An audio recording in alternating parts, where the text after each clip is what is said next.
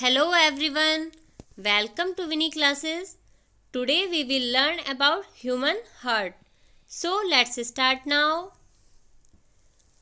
Heart हमारे circulatory system में blood के सर्कुलेशन में बहुत इम्पॉर्टेंट रोल प्ले करता है। हार्ट हमारे ब्लड सर्कुलेशन में पंप की तरह कार्य करता है। तो चलिए जानते हैं हार्ट किस तरह से ब्लड सर्कुलेशन में हेल्प करता है। उससे पहले हम समझ लेते हैं कि जो हमारा सर्कुलेटरी सिस्टम है जिसमें कि ब्लड सर्कुलेशन में ब्लड वेसल्स और हार्ट दोनों ही हेल्प करते हैं, तो जो ब्लड वेसल्स होते हैं वो किस तरह से हमारे सर्कुलेटरी सिस्टम में हेल्प कर रहे हैं। सर्कुलेटरी सिस्टम में ब्लड वेसल्स जो कि दो तरह के होते हैं, फर्स्ट वन इज आर्टरी और second one is when. Artery red colour की होती हैं क्योंकि उनमें ऑक्सीजनेटेड ब्लड फ्लो होता है, प्योर ब्लड फ्लो होता है, और वेन्स ब्लू कलर की होती हैं क्योंकि इनमें इम्प्योर ब्लड जो कि कार्बन डाइऑक्साइड रिच ब्लड होता है वो फ्लो होता है। तो इस तरह से चलिए देख लेते हैं आर्टरी और वेन किस तरह से हमारे ब्लड के फ्लो में हेल्प करती हैं।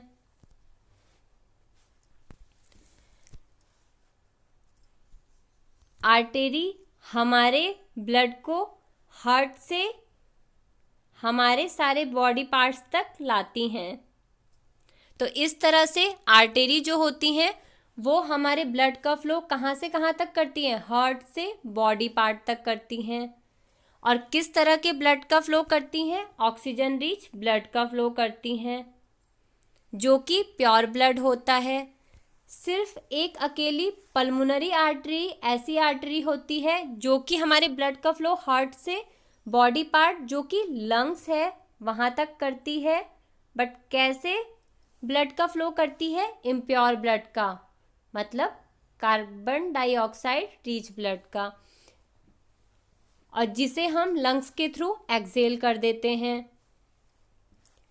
आर्टरी यहाँ पर बहुत ही थिक होती हैं जिसे हम एओर्टा कहते हैं। फिर आर्टरी यहाँ पर नॉर्मल साइज की हो जाती हैं जिसे हम नॉर्मली आर्टरी कहते हैं। आगे जाके आर्टरी कैपिलरीज में डिवाइड हो जाती हैं जो कि बहुत ही थिन हो जाती हैं। जैसा कि हमने अपने हैंड में देखा होगा कि जब भी हमें कहीं पर रगड़ लग जाती है तो हमारा ब्लड तेजी से नहीं आता है, बहुत ही हमारे जो रगड़ होती है जहाँ पर वहाँ पर थोड़ा थोड़ा ब्लड दिखाई देता है। तो वो कैपिलरीज होती हैं जो कि हमारे हेयर के बाल के साइज की होती हैं। आगे जाके ये कैपिलरीज जहाँ पर ऑक्सीजनेटेड ब्लड होता है ये आगे जाके वेन में कन्वर्ट हो जाती हैं, और वेन सिरा जो कि carbon dioxide rich means impure blood को फ्लो करती हैं। कहाँ से कहाँ तक, वेन हमारे सारे बॉडी पार्ट से हार्ट की तरफ ब्लड का फ्लो करती हैं। और कैसे ब्लड का फ्लो करती हैं, इम्प्योर ब्लड का जो कि कार्बन डाइऑक्साइड रिच होता है। बट एक अकेली पल्मोनरी वेन ऐसी वेन होती है जो कि हमारे बॉडी पार्ट मतलब लंग्स से हार्ट तक ब्लड का फ्लो कर रही है लेकिन ऑक्सीजनेटेड ब्लड का फ्लो करती है। और वेन्स जो होती हैं वो काफ़ी पतली होती हैं। अब आर्टरी काफ़ी थिक होती हैं क्योंकि आर्टरी में क्या होता है, जो ब्लड फ्लो होता है वो हाई प्रेशर में फ्लो होता है और काफ़ी तेज़ी से फ्लो होता है। तो इसलिए जब हम अपना बीपी नापते हैं, ब्लड प्रेशर नापते हैं, तो जो उसकी मैक्सिमम लिमिट होती है वो 120 mm होती है। जो कि आर्टरी में ब्लड फ्लो होता है वो उसकी रेंज होती है प्रेशर की। इसी तरह से जो हमारे बीपी की लोअर रेंज होती है वो 80 mm होती है क्योंकि जो वेन्स होता है वहाँ वो काफ़ी थिन वॉल का होता है जिससे इसकी वॉल में जो ब्लड का प्रेशर है वो कम होता है। तो इस तरह से जब भी हम अपना बीपी नापते हैं तो उसकी रेंज 120 टू 80 mm तक होती है। आई होप आपको क्लियर हो गया होगा कि आर्टरी क्या कर रही है, हमारी बॉडी में ऑक्सीजनेटेड ब्लड का फ्लो कर रही है। कहाँ से कहाँ तक? हार्ट से बॉडी पार्ट्स तक। बस एक अकेली पल्मोनरी आर्टरी ऐसी होती है जो हमारे हार्ट से लंग तक कार्बन डाइऑक्साइड रिच ब्लड को फ्लो करती हैं। और इसके ठीक अपोजिट वेन्स क्या कर रही हैं? Impure blood, carbon dioxide blood को हमारे बॉडी पार्ट से हार्ट तक लाती हैं। और एक पल्मोनरी वेन एक अकेली ऐसी वेन होती है जो कि ऑक्सीजनेटेड ब्लड को लाती है हमारे लंग से हार्ट तक। क्योंकि जब हम इनहेल करते हैं तो जो ऑक्सीजन हम इनहेल करते हैं उसे हार्ट तक लाने का काम कौन करती है? पल्मोनरी वेन करती है। तो चलिए अब हम समझ लेते हैं कि इसमें इस सर्कुलेशन में हमारा हार्ट किस तरह से हेल्प कर रहा है। तो अब ये जो हमारा ह्यूमन हार्ट है इसमें 4 चैम्बर होते हैं। और ये किस लिए होते हैं चलिए देखते हैं।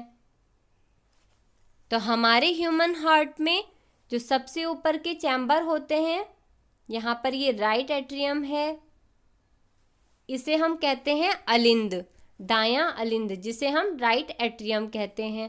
और यहाँ पर ये बायां अलिंद है जिसे हम लेफ्ट एट्रियम कहते हैं। इसके नीचे जो 2 और चैम्बर होते हैं वो होता है राइट वेंट्रिकल जिसे हम दायां निलय कहते हैं और लेफ्ट वेंट्रिकल जिसे हम बायां निलय कहते हैं। अब ये जो एट्रियम है ये तो ब्लड को लाते हैं और वेंट्रिकल क्या करते हैं? ब्लड की पंपिंग का काम करते हैं। यहाँ पर बीच में एक वॉल लगी रहती है दोनों ही साइड। तो इस तरह से हमारे हार्ट के 4 चैम्बर हो गए, 1 2 3 4, 2 एट्रियम और 2 वेंट्रिकल।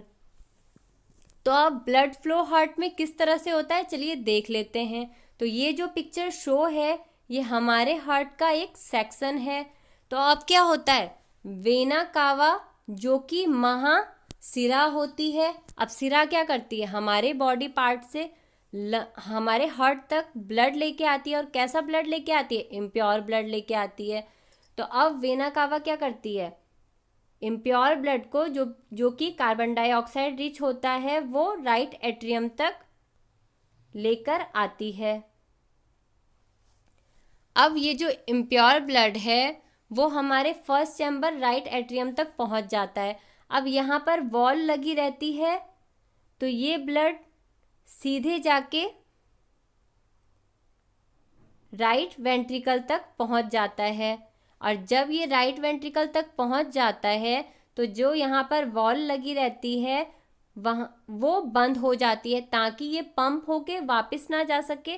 और इस तरह से ये जो ब्लड है impure blood, carbon dioxide rich blood, ये राइट वेंट्रिकल से पल्मोनरी आर्टरी तक चला जाता है। क्योंकि पल्मोनरी आर्टरी क्या करती है? हमारे हार्ट से हमारे लंग्स तक कार्बन डाइऑक्साइड रिच इम्प्योर जो ब्लड होता है उसे लाती है। तो इस तरह से जो राइट वेंट्रिकल है वहाँ से इम्प्योर ब्लड हमारे पल्मोनरी आर्टरी तक आ जाता है। तो अब जो ये पल्मोनरी वेन होती है फुफ्फुस सिरा, ये क्या करती है? वेन्स के ठीक अपोजिट काम करती है। अपोजिट क्या काम करती है कि लाती तो ये हमारे बॉडी पार्ट से हार्ट तक ही है जो कि वेन्स करती हैं, बट ये क्या करती है? ये वेन्स के ठीक अपोजिट ऑक्सीजनेटेड ब्लड को लेके आती हैं हमारे हार्ट तक, यहाँ तक। ये जो पल्मोनरी वेन्स है वो इस तरह से हमारे हार्ट से कनेक्टेड है। तो अब ये ऑक्सीजनेटेड ब्लड लेके आती है हमारे फर्स्ट चैम्बर तक जो कि लेफ्ट एट्रियम है। फिर ये जो ऑक्सीजनेटेड ब्लड होता है ये एंटर करता है लेफ्ट वेंट्रिकल पर और इस तरह से ये वॉल बंद हो जाती है जब ब्लड एंटर कर जाता है लेफ्ट वेंट्रिकल पर। अब यहाँ पर पंपिंग का काम होता है। अब हमारा हार्ट बीट जो होती है हमारी धक धक धक धक, वो एक पंप ही तो है ना, जो कंटिन्यू चलता रहता है जब तक हम जीवित रहते हैं। तो इस तरह से जो हमारे हार्ट का पंप है वो लाइफ लॉन्ग तक काम करता रहता है जब तक हम जीवित रहते हैं।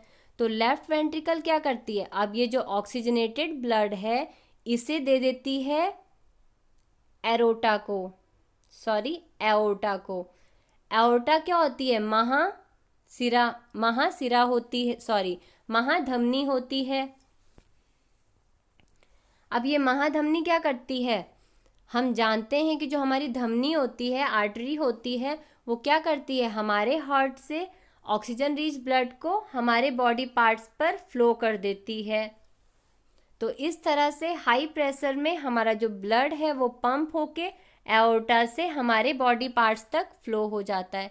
तो इस तरह से हमारा जो ये हार्ट है वो पंपिंग करके हमारे ब्लड का सर्कुलेशन कर रहा है। आई होप आपको ये क्लियर हो गया होगा कि हार्ट किस तरह से पंपिंग करके हमारे बॉडी में ब्लड सर्कुलेशन कर रहा है और उसमें किस तरह से आर्टरी जो कि धमनी है और वेन जो कि सिरा है वो किस तरह से ऑक्सीजनेटेड और कार्बन डाइऑक्साइड रिच ब्लड को किस तरह से फ्लो कर रही हैं। तो इस तरह से हमारे सर्कुलेटरी सिस्टम में ब्लड वेसल्स और हार्ट दोनों ही बहुत इम्पॉर्टेंट रोल प्ले करते हैं। चलिए अब जान लेते हैं हम हार्ट बीट क्या होती है। अब हमारी जो ब्लड फ्लो में हार्ट पंपिंग का काम कर रहा है तो उसे ही हम हार्ट बीट कहते हैं। अब ये पंपिंग कैसी हो रही है, हमारा जो हार्ट है वो कॉन्ट्रैक्ट होता है, संकुचित होता है और फिर रेस्ट पर आ जाता है। तो इस तरह से हमारा जो हार्ट है वो धक धक करता है। तो ये जो बीट्स है इन्हें हम हार्ट बीट कहते हैं और इसे चेक करने के लिए डॉक्टर क्या यूज़ करते हैं, स्टेथोस्कोप।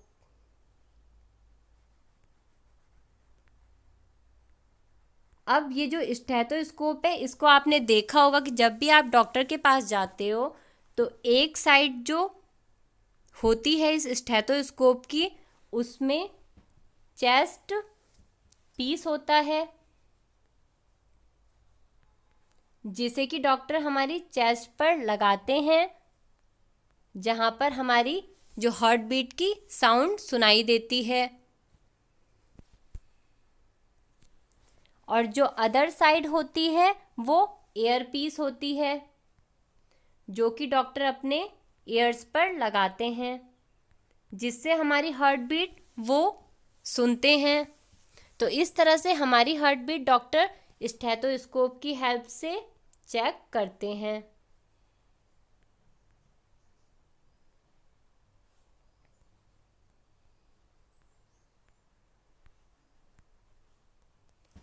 आई होप आपको ये टॉपिक क्लियर हुआ होगा। Thank you.